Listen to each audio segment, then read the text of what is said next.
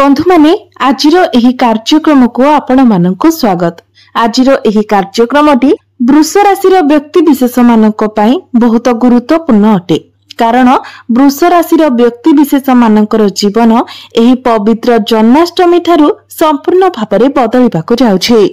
कारण ग्रह नक्षत्र मानक चलन रे एक बहुत बड़ परिवर्तन हेबाकु जाउछि। सबुठारु बड़ कथा हेउछि देवगुरु बृहस्पति निजर नक्षत्र परिवर्तन करुछंती, पुनर्वसु नक्षत्र रे प्रवेश करुछंती। एहा सहित सूर्य मध्य निजर राशि परिवर्तन करुछंती, जहा फल रे आपणक भाग्य रे एक बहुत बड़ परिवर्तन हेबाकु जाउछि एवं आपणक जीवन रे चलीथिबा समस्त दुख कष्ट एवं समस्यार अंत हेबाकु जाउछि। पुनर्बार आपणक जीवन को खुशी फेरिबाकु जाउछि। बंधु माने बुध शुक्र एवं सूर्य निजर राशि परिवर्तन करुछंती।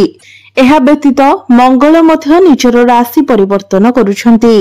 बृहस्पति मध्य निजर नक्षत्र परिवर्तन करुछंती, जहा फल रे आपणक जीवन रे किछि बड़ हेबा पई जाउछि। आपणक जीवन रे चलीथिबा समस्त दुख कष्टर अंत हेबाकु जाउ। पुनर्बार एही जन्माष्टमी ठारू आपणक जीवन को खुशी फेरिबाकु जाउछि। तेबे आसंतु जानिबा एही पवित्र जन्माष्टमी ठारू आपणक जीवन रे कोन सब परिवर्तन हेबार अछि। तेबे एहा पूर्वरु जदि आपणकर मध्य वृष राशि होइथाय तो वीडियोटी को लाइक करी चैनलटी को सब्सक्राइब करि देबे एवं कमेंट बॉक्स रे भक्ति एवं श्रद्धार सहित जय श्री कृष्ण निश्चय लिखिबे। बंधु माने पूर्वरु आपणकर स्वास्थ्य खराब रहुथिला, आपणकर आर्थिक समस्या देखा देउथिला, आपणक उपरे ऋण करजर भार बढ़ी जाइथिला, धन जनित समस्या देखा देउथिला, आपणकर समस्त कार्य अटकी रहिथिला, ऋणर भार आपणक उपरे एते मात्रा रे बढ़ी जाइथिला जे आपण चिंताग्रस्त होई जाइथिले।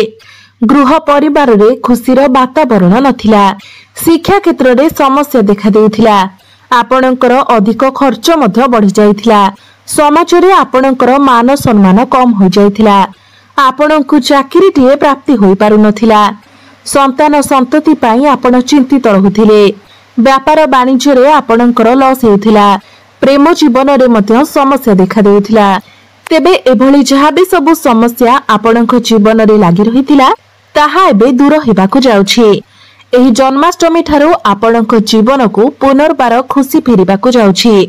आपणक जीवन रे नूतन सूर्योदय हेबाकु जाउछि। सर्वप्रथमे तो देवगुरु बृहस्पति निजर नक्षत्र परिवर्तन करुछंती। वर्तमान बृहस्पति आपणकर द्वितीय भाव अर्थात धन भाव रे गोचर करुछंती। तेबे गुरु निजर नक्षत्र परिवर्तन करिबा द्वारा आपणकर धन धान्य रे वृद्धि हेबाकु लागिबो। एही जन्माष्टमी ठारू आपण निजे ही देखिबे आपणको विभिन्न दिगरु धन प्राप्ति हेबो। आपण किछि पुंजी निवेश करि पारंती एवं सेथिरु आपण लाभ मध्य पाई परिबे। घर परिवार रे हस खुशीर लहरी लागि रहिबो।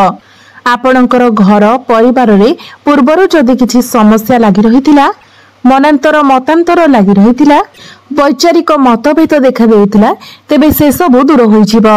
आपणक बाणी रे मधुरता आसीबो। आपणकर बाणी द्वारा लोक माने आपणक आडको आकर्षित हेबे।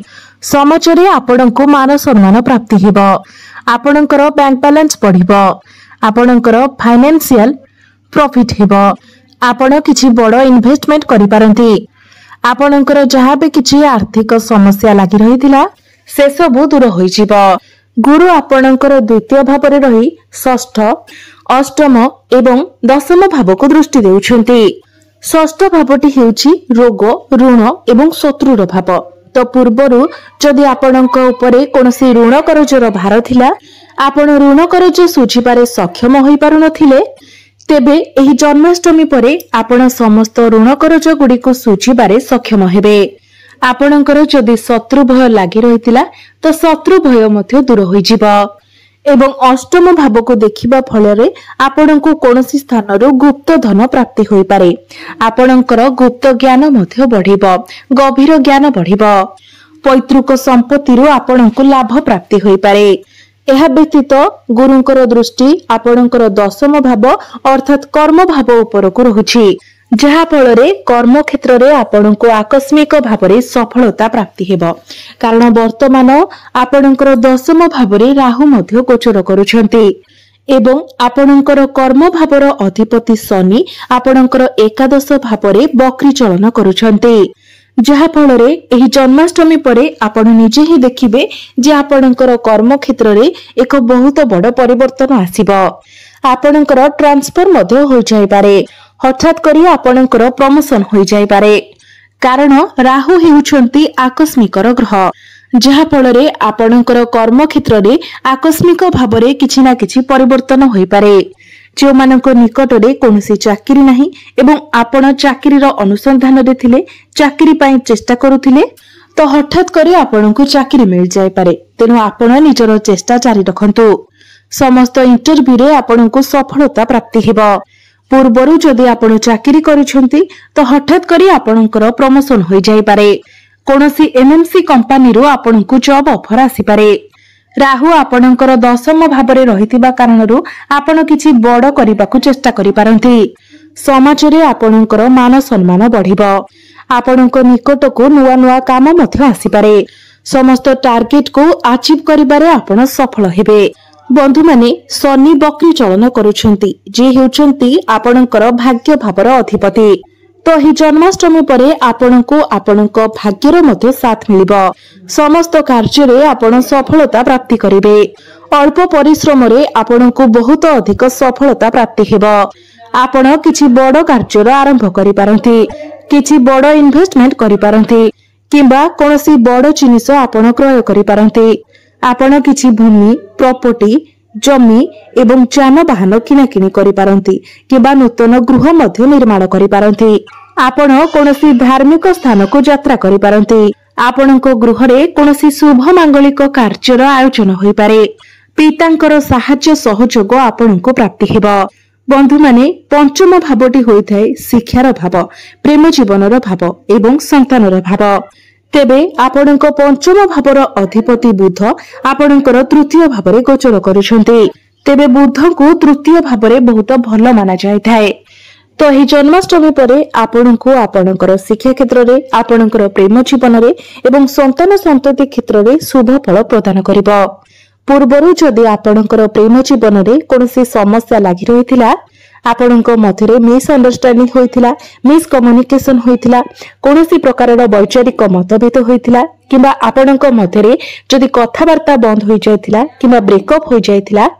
सेमानंको मध्यरे पुणी थरे कथावार्ता हेबो आपणको मध्यरे पुणी थरे सब किछि ठीक होई जिवो पैचअप हेबार मध्य संभावना बनुछि जो माने सिंगल अछंती सेमानंको नूतन पार्टनर मध्य मिली पारंती आपणकर भल पाइबा विवाहर रूप मध्य नै पारे जदि आपणकर विवाह बयस हो जाइछि किंतु आपणकर विवाह होई पारु नथिला तो वर्तमान आपणकर विवाह जोग खोली जाइछि तेनु आपणको घर को विवाह प्रस्ताव आसीबो एवं इच्छा मुताबक स्थान रे आपणकर विवाह मध्य होई जिवो सेही परे आपणकर शिक्षा क्षेत्र रे मध्य आपण बहुत अधिक उन्नति करिवे कोनोसी उच्च शिक्षा करिबा पई आपण बाहर को जाई पारंती कोनोसी नूतन स्थान रे एडमिशन नै पारंती एही जन्माष्टमी परे जदि आपणकर किछि एग्जाम अछि तेबे सेथिरे आपण निश्चित भाबरे सफलता प्राप्ति करिवे प्रत्येक इंटरव्यू रे आपणको सफल विशेष करी जदि आपणकर सरकारी परीक्षा अछि किबा कॉम्पिटिटिव एग्जाम अछि तेबे सेथिरे आपण सफलता हासिल करिवे कारण जन्माष्टमी परे सूर्य आपणकर चतुर्थ भाव को गोचर करिवे एवं सूर्यंकर सीधा सलक दृष्टि आपणकर दशम भाव कर्म भाव उपरे रहिबो तेनु सरकारी क्षेत्ररो आपणको लाभ प्राप्ति हेबो आपण आपणकर पाठ पढारे किछि बड़ परिवर्तन करि पारंते पाठ पढारे आपणकर आग्रह बढ़िबो आपणकर वैवाहिक दाम्पत्य जीवन मध्य सुखमय व्यतीत हेबो कारण आपणकर सप्तम भावर अधिपति मंगल आपणकर पंचम भावरे गोचर करुछंती जो दंपति माने संतानर कामना करुथिले सेमानंको संतान सुख प्राप्ति हेबो आपण किछि बड़ डिसिजन नै पारंती फैमिली प्लानिंग करि पारंती भ्रमण सुख आपणको प्राप्ति हेबो जो माने ऑनलाइन क्षेत्र रे काम करुछंती मार्केटिंग रो काम करुछंती फाइनेंस क्षेत्र रे काम करुछंती ब्यूटी पार्लर स्टेशनरी शॉप किंबा आपण जदि मॉडलिंग सेमानंको अधिक सफलता प्राप्ति हेबो आपण जदि व्यापार वाणिज्य करूछंती तेबे सेथिरे निश्चित भाबरे आपण उत्तीर्ण करिवे। आपण किछि नूतन व्यापार वाणिज्य मध्य आरंभ करि पारंती। पार्टनरशिप रे आपण किछि व्यापार वाणिज्य आरंभ करि पारंती जहा भविष्यत रे आपणको लाभ प्रदान करिवो। आपणकर डेली इनकम बढ़िवो।